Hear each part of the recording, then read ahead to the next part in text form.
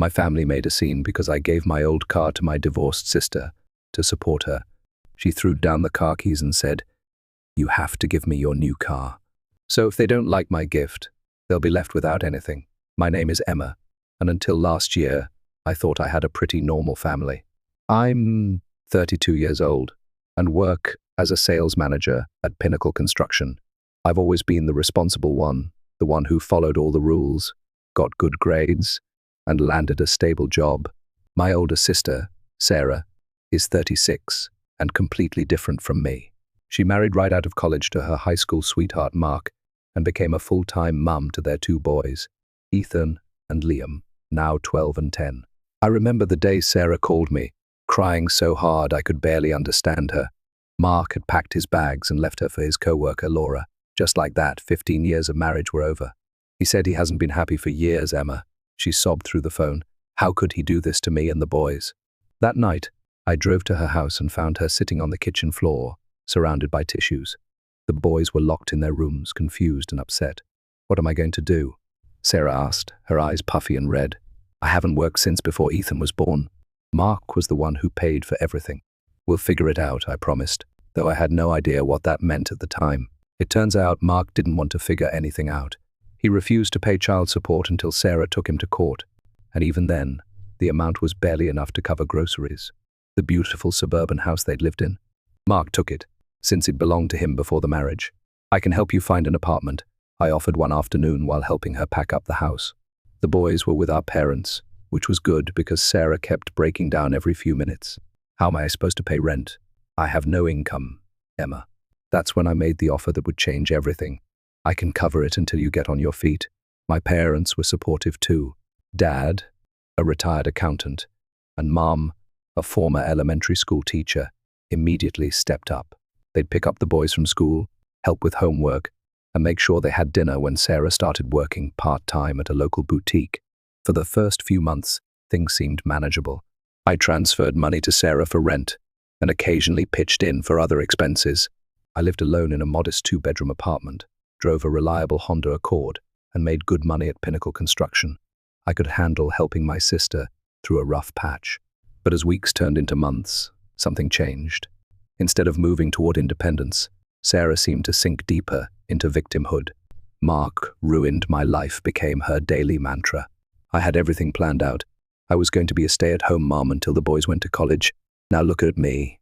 I tried to be sympathetic. Maybe talking to someone would help. I could pay for a therapist. The look she gave me could have frozen fire. "I don't need someone to tell me how to feel, Emma. I need money to live." Do you have any idea how humiliating it is to work at that store? The manager is 10 years younger than me. Conversations like this became routine. If I mentioned I was busy, she'd call our parents, who'd listen and validate her anger for hours. Mom would call me afterward. "Your sister is really struggling, honey. She needs us all to be there for her." By the 6-month mark, the financial strain was becoming noticeable. It wasn't just rent anymore. It was sigil. The boys need new soccer cleats, and the refrigerator is making weird noises. And Ethan's math grades are slipping. He needs a tutor. Each request seemed reasonable on its own. How could I say no to my nephews needing school supplies or winter coats? But one night, sitting at my kitchen table with a spreadsheet open on my laptop, I added it all up. I nearly choked on my wine when I saw the total. I was spending almost a third of my monthly income on Sarah and her kids. The next Sunday dinner at my parents' house, I decided to bring it up. We were all there, Mom and Dad, Sarah, the boys, and me. Mom had made her famous pot roast, and everyone was in a good mood. It seemed like the perfect time for a difficult conversation. "So I've been thinking," I said carefully after we'd finished eating. "It's been almost a year since the divorce. I'm happy to help with rent, but some of the extra expenses are adding up. Maybe it's time to look for a full-time position." The silence that followed was deafening. "Are you saying you're tired of helping me?" Sarah's voice was dangerously quiet. "Do you have any idea what I'm going through? The boys are in school all day," I pointed out, gesturing to my nephews, "and Mom and Dad help with pickup.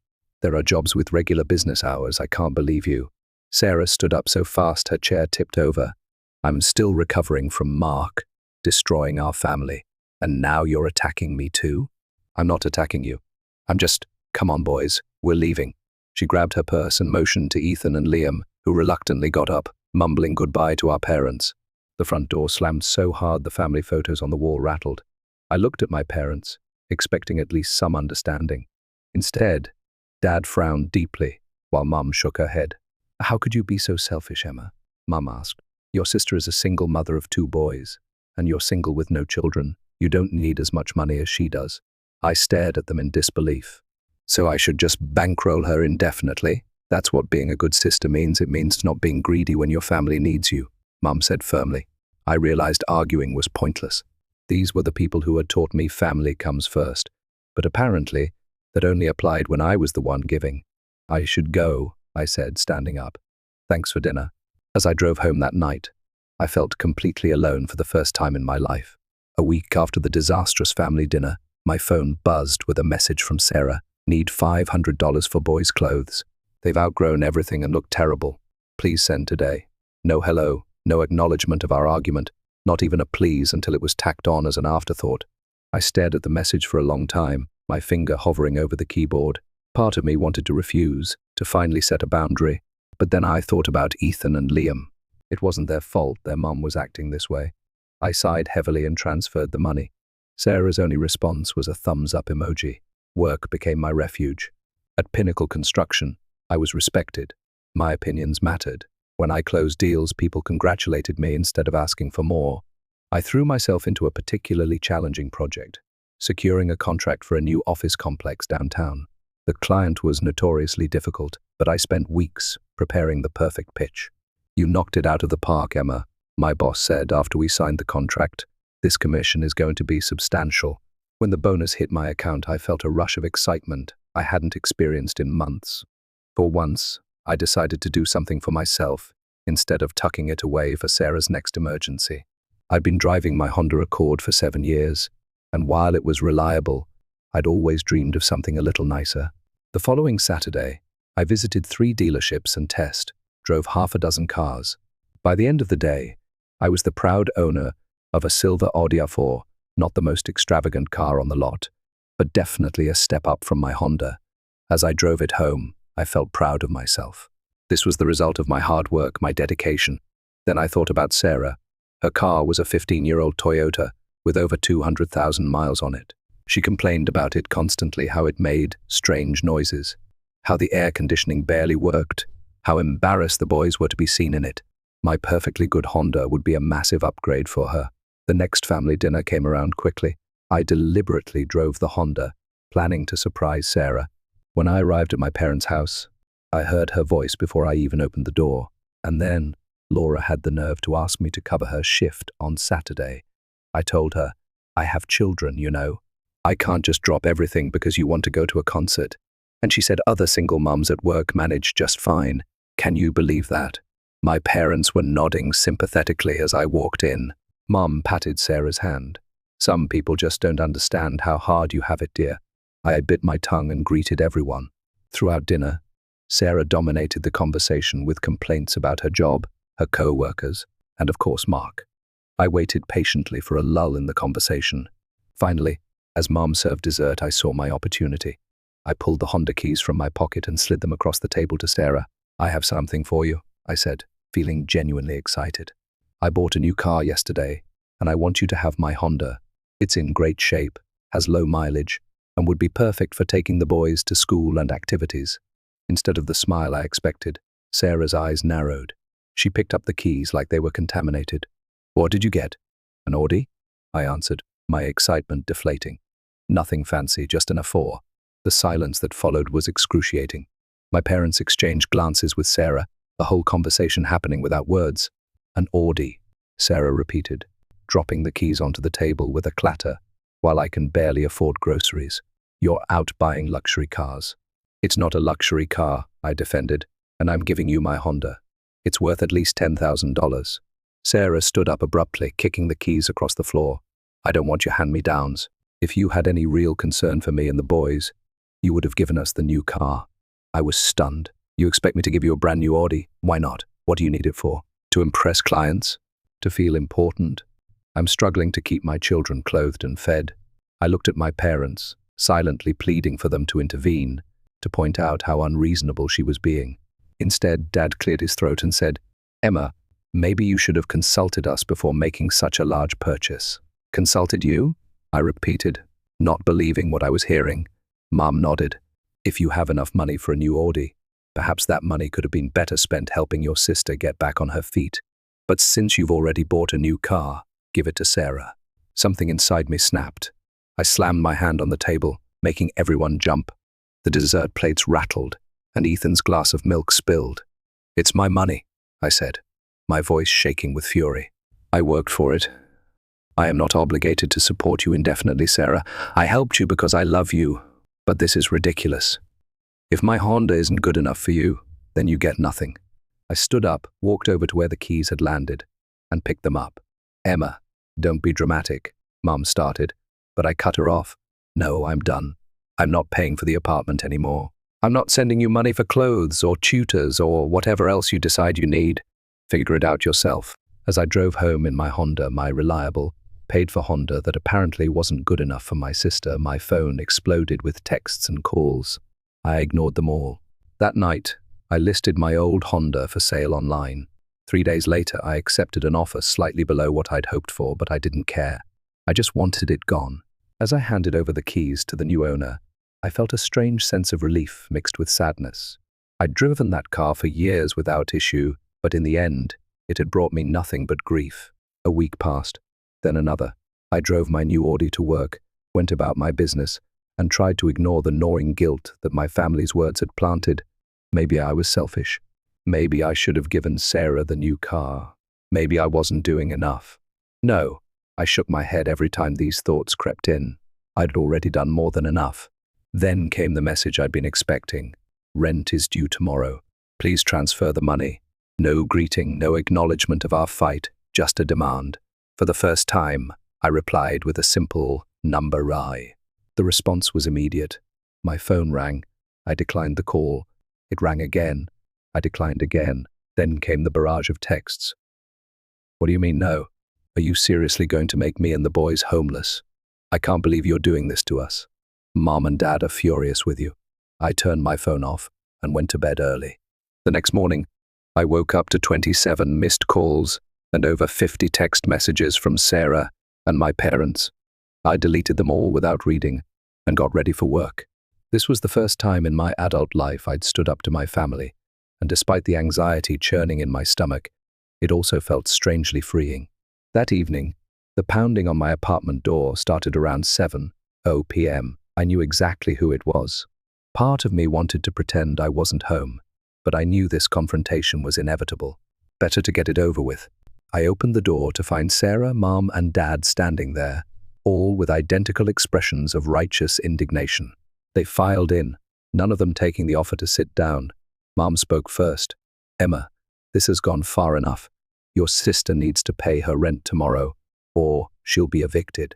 "That's not my problem anymore," I replied, crossing my arms. "Not your problem." Sarah's voice rose to a shrill pitch. "You promised to help me. You said you'd pay my rent." "I've been paying your rent for nearly a year," I pointed out, "along with clothes for the boys, tutoring, appliances, and everything else you've asked for. I've spent thousands of dollars helping you." "So what? You have the money," Sarah shouted. "You bought a brand new car just last week, with my money that I earned. And when I tried to give you my perfectly good Honda, you threw it back in my face. You literally threw the keys on the floor because you were flaunting your new car while I'm struggling." I took a deep breath. "Sarah, you're not struggling because of me. You're struggling because you refuse to get a full-time job, because you spend all your energy complaining about Mark instead of moving forward, and because you expect everyone else to solve your problems for you." "We're family," Mom said, as if that explained everything. "Family helps each other. I have helped for a year, but it's never enough, is it? No matter how much I give, you all act like I'm some selfish monster for having anything for myself. Because you're single with no kids," Sarah snapped. "What do you even need money for?" I stared at her in disbelief. "To live my life, to save for my future, to enjoy the fruits of my labor. Why is that so hard to understand?" "Because you're being selfish." Sarah was almost screaming now. "I need that money more than you do." "Then earn it," I said quietly, like I did For a moment, nobody spoke. Then Mom broke the silence. If you don't help your sister, Emma, you're not the daughter we raised. We raised you to care about family. No, you raised me to be Sarah's ATM, I retorted, and I'm done with it. Fine, Sarah spat. Keep your precious money, but don't expect to be part of this family anymore. If being part of this family means being exploited and taken for granted, maybe that's for the best, I replied, surprised by my own calm. You'll regret this, Sarah hissed as they moved toward the door.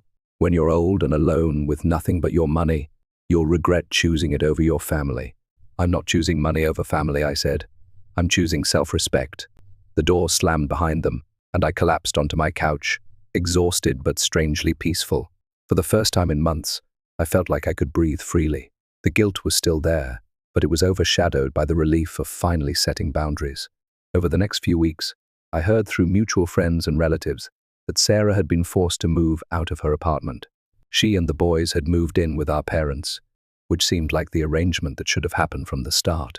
She was still working part-time at the boutique, and our parents were effectively supporting her, just as they had expected me to do.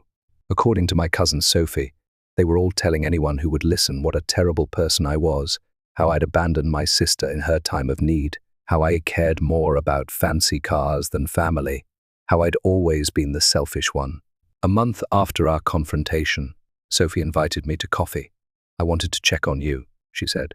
Your parents are saying some pretty harsh things, and I wanted to hear your side. I told her everything. The year of paying Sarah's rent, the constant demands for more money, the car incident, all of it. Sophie nodded thoughtfully. You know, I've always thought Aunt Linda and Uncle Richard babied Sarah too much. Well, for what it's worth, I think you did the right thing. You can't set yourself on fire to keep someone else warm. That phrase stuck with me. It perfectly described what I'd been doing, burning through my resources, my boundaries, my self-respect, all to keep Sarah comfortable in her victimhood. Thanks, Sophie, I said. That means a lot. As I drove home in my Audi, which I now enjoyed without guilt, I realized something important. I wasn't alone after all. My parents and sister might have turned their backs on me, but I still had people in my corner. And more importantly, I had finally chosen to stand in my own corner. 6 months passed. Summer turned to fall, and fall gave way to winter. The holidays loomed, and with them, the question of what to do about family gatherings. Would I be invited? Would I want to go if I was? I hadn't spoken to my parents or Sarah since that night in my apartment, though not for lack of trying on their part. About 2 months after our confrontation, the messages started changing tone. No longer angry demands, they became guilt trips. The boys missed their aunt. Mom texted one day, "Ethan asked about you at breakfast." Sarah wrote another time. I didn't respond. I knew what they were doing, using the boys as emotional leverage. It hurt to think about my nephews, to wonder what they'd been told about why Aunt Emma wasn't around anymore. But I couldn't cave. If I showed any weakness, any willingness to engage, I'd be right back where I started. Work continued to be my salvation. I threw myself into projects, landed new clients, and received another promotion. My bank account was healthier than it had ever been, now that I wasn't supporting 2 additional households. I started taking better care of myself too. I joined a yoga class, reconnected with old friends I'd neglected during the Sarah crisis, and even went on a few dates, though nothing serious developed. For the first time in years, I was putting myself first without guilt. In early December, I ran into my nephew Ethan at the mall. He was with a friend, no sign of Sarah or Liam nearby. When he saw me, his eyes widened, and he hesitated before approaching. "Aunt Emma," he said cautiously, as if unsure I'd acknowledge him. "Ethan." I gave him a warm smile. "How are you, buddy?" "I'm okay," he said, shuffling his feet. "We're living with Grandma and Grandpa now. Mum complains a lot. Liam and I share the guest room." I nodded, not wanting to say anything negative about his mother. "And how's school?" "Good. I made the basketball team." A small smile crossed his face. "Coach says I might start next game." "That's fantastic. I'd love to come watch sometime, if that's okay with you." His face lit up. "Really? That would be cool." "Our next game is Thursday at 4:30. I made a mental note. I'll try to be there. I kept that promise. I sat in the back of the bleachers watching Ethan play. He was good, lanky and quick, with natural athletic ability. When he scored his first basket, I cheered loudly, and his head turned in my direction. The smile he gave me was worth any potential awkwardness with Sarah. After the game, I waited outside, unsure if I should approach. Ethan made the decision for me, jogging over with his gym bag.